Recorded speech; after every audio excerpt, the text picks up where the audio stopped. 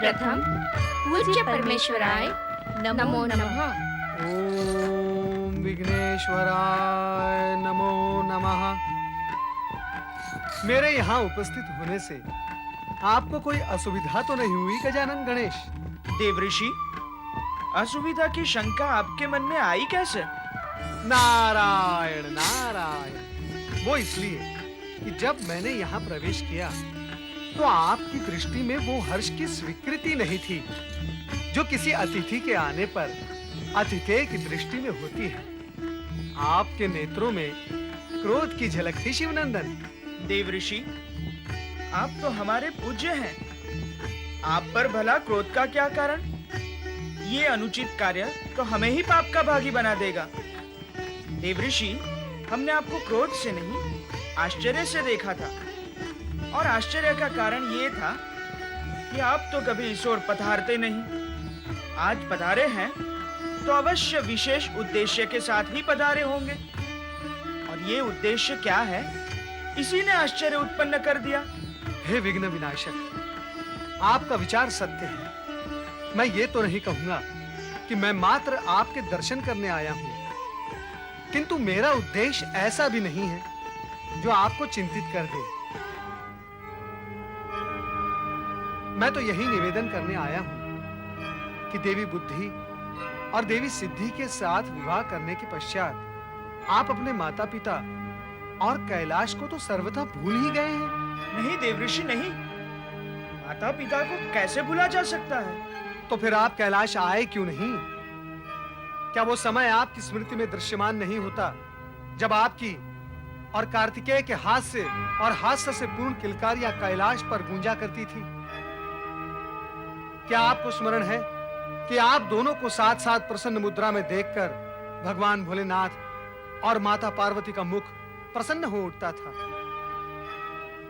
आप दोनों को समीप पाकर उनका हृदय आनंदित हो जाता था।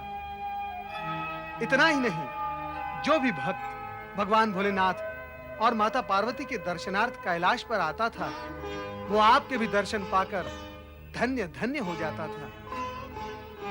क्या वो सब आपको स्मरण है? है क्यों नहीं देवऋषि, अवश्य है।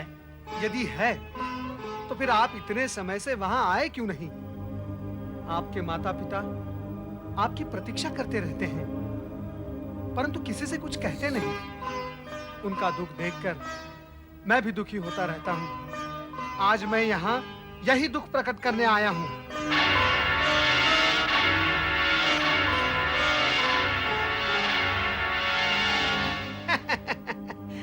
देवियों,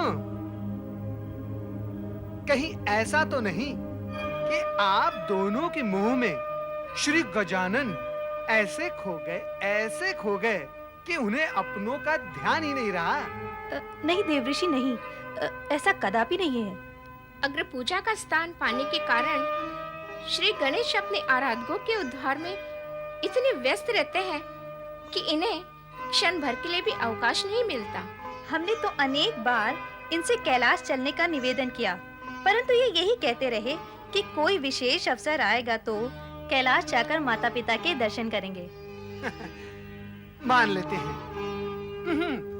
मान ही लेते हैं कि श्री गजानन को समय ही नहीं मिलता, किंतु ऐसी स्थिति में आप दोनों तो कैलाश जा सकती हैं। पुत्र वधुओं का मुख देखकर भगवान भोलेनाथ और माता पार्वती अधिक प्रसन्न होते।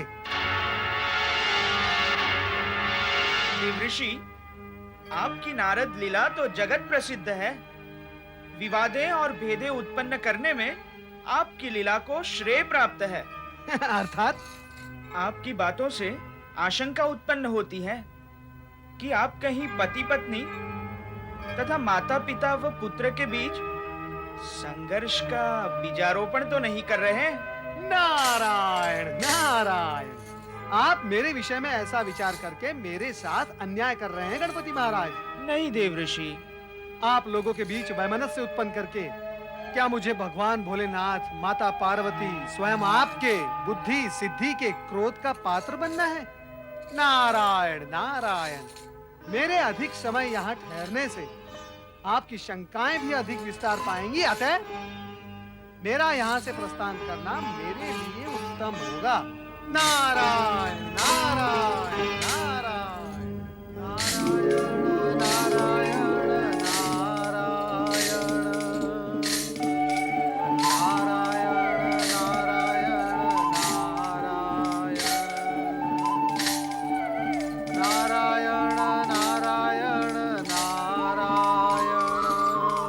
देवर्षि प्रणाम।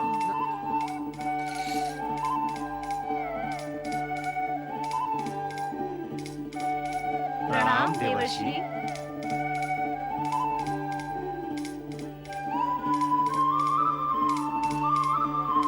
प्रणाम देवर्षि। ओहो हो, चंद्रदेव और देवी रोहिणी, नारद का प्रणाम स्वीकार करें। सब कुशल मंगल तो हैं? आपके समक्ष प्रसन्न वदन प्रसन्न मुख हैं, तो निश्चित ही सब कुशल मंगल है देवर्षि। नारायण नारायण। चंद्रदेव, बहुत समय पश्चात भेंट हुई ना, इसलिए पूछा। हाँ, भेंट तो बहुत समय पश्चात हुई है। अब आपसे कोई भेंट करना चाहे भी तो कहाँ? आपका कोई निश्चित स्थान तो है नहीं जहाँ हम आ सकें। भक्त प्रहलाद प्रकरण के पश्चात तो आपने अपने आश्रम में भी जाना छोड़ दिया। अब वहाँ अन्य ऋषि मुनि ही निवास करते हैं। अर्थात आप वहाँ मुझसे भेंट करने गए थे? नहीं देवर्षि, हम वहाँ गए तो नहीं, किंतु आकाश में भ्रमण करते समय हम पृथ्वी लोक की स्थिति जान लेते हैं। इस समय आप कहां से पधार रहे हैं और किस ओर प्रस्थान कर रहे हैं देवर्षि? मैं गणेश लोक गया था, श्री गणेश से भेंट करने, और अब अपने गुरु बृहस्पति के पास जा रहा हूँ। किंतु देवर्षि, आप उदास क्यों हो गए? कुछ विशेष नहीं देवी, बस। कहें तो क्या बात है? हाँ, मन की बात कहने से मन की पीड़ा बाहर निकल जाती है, फिर मन पीड़ा रहित हो जाता है। श्री गणेश ने मुझसे एक ऐसी बात कह दी जो मेरे मन को चुभ गई है। क्या है वो बात देवर्षि? ऐसा क्या कह दिया गणेश जी ने? नारायण नारायण, अब तो उस विषय को छेड़ना व्यर्थ ही है। अर्थात आप अपनी पीड़ा को अपने मन के भीतर ही रखेंगे? पीड़ा भीतर रहेगी तो कष्ट देगी। कहें देवर्षि, ऐसा क्या कह दिया गणेश जी ने? उन्होंने मुझे मतभेद और विवाद उत्पन्न करने वाला बताया। ये दोषारोपण सर्वथा अनुचित है। मैं तो सभी के कल्याण और उपकार की भावना लेकर ही जगत में भ्रमण करता रहता हूँ। निस्संदेह सभी देवगण इस सत्य को जानते और मानते हैं। आप तो अपना संपूर्ण समय लोक कल्याण और परहित में ही व्यतीत कर देते हैं। आप चिंता न करें देवर्षि। इस प्रसंग को भूल जाने का प्रयत्न करें देवर्षि। हाँ, अवश्य प्रयत्न करूंगा। नारायण नारायण नारायण नारायण नारायण नारायण नारायण नारायण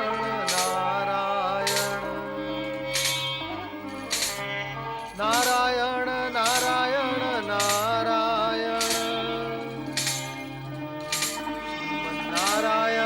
नारायण नारायण नारायण नारायण नारायण। प्रणाम गुरुदेव। आओ नारद, लगता है इन दिनों तुम बहुत व्यस्त रहते हो। यहाँ आने का समय ही नहीं है तुम्हारे पास। बैठो। तुम्हारा मित्र पर्वत तुम्हें खोजते खोजते थक गया है।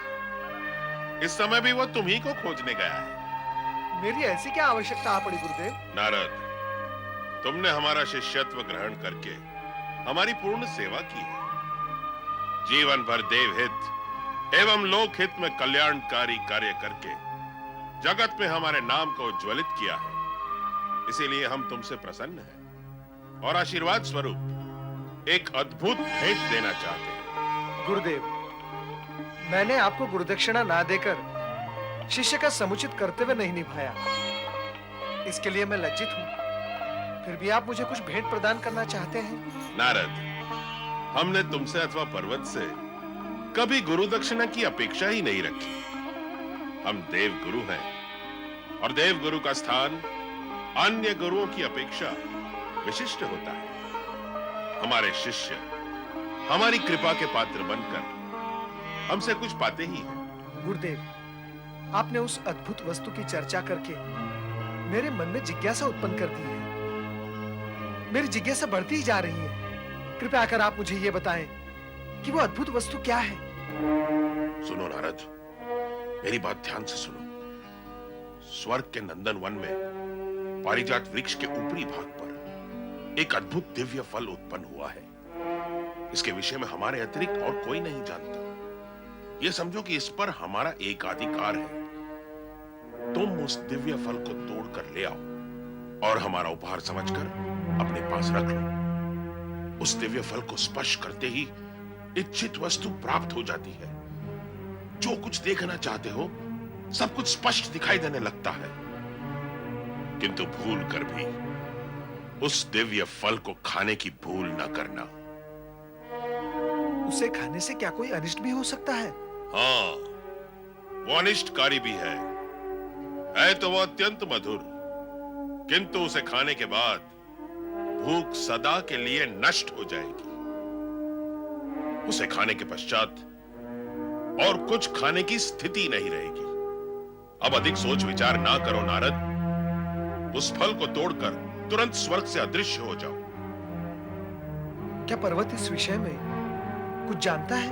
नहीं, सर्वथा नहीं। वो इस फल के पात्र नहीं है। हमने उसे इस विषय में कुछ नहीं बताया। तुम भी ना बताना। अब जाओ, शीघ्रता करो। जो आपकी इच्छा।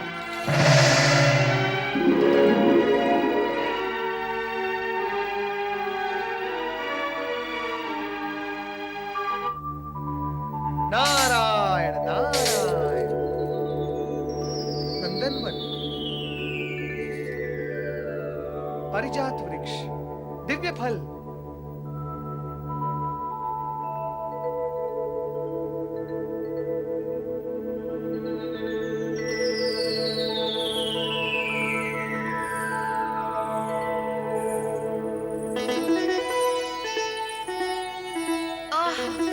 कितना सुंदर और मनमोहक वातावरण है। कैसी मादकता छाई हुई है। प्रिय, स्वर्ग का स्वामी होते हुए भी हम एकांत में तुमसे मिलने के लिए सदा व्याकुल रहते हैं। यह स्थिति मेरी भी है स्वामी। अपनी व्याकुलता की चर्चा मैं किससे करूं? हमसे करो। पर समय ही कहाँ है आपके पास? तुम सत्य कह रही हो। कभी राक्षसों का भय, तो कभी स्वर्ग से पलायन, कभी ब्रह्मा विष्णु महेश के पास सहायता के लिए भागदौड़, और कभी धरती पर होने वाले उत्पादों की चिंता। इन सभी कारणों से प्रेम करने का अवकाश ही नहीं मिल पाता। प्रिय, तुम्हारी मृणाल बाहों में समा जाने की इच्छा मन ही मन घुटकर रह जाती है। स्वामी, मैं भी तो आपके विशाल वक्ष में सिमट जाने के लिए कब से व्याकुल हो रही हूँ। अर्थात प्रेम की ज्वाला दोनों ओर समान रूप से प्रज्वलित है।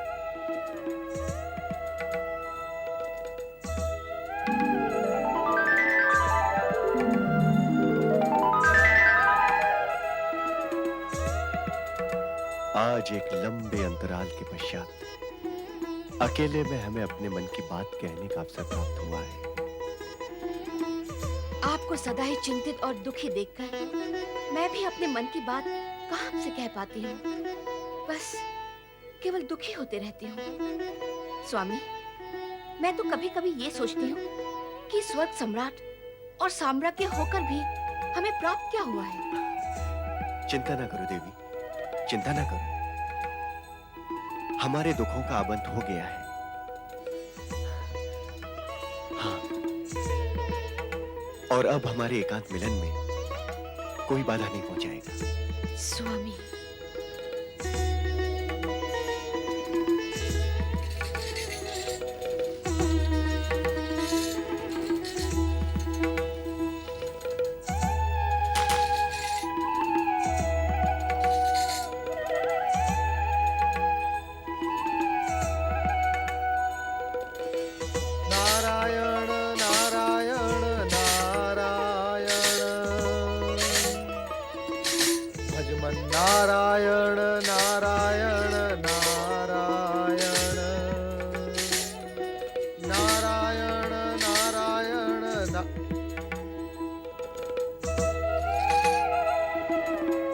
दिव्य फल, मुझे विष्णुलोक के दर्शन कराओ। जगत के पालनहार जगदीश्वर मेरे स्वामी हैं। संसार को धन वैभव से समृद्ध करने वाली जगदेश्वरी मेरी पत्नी है।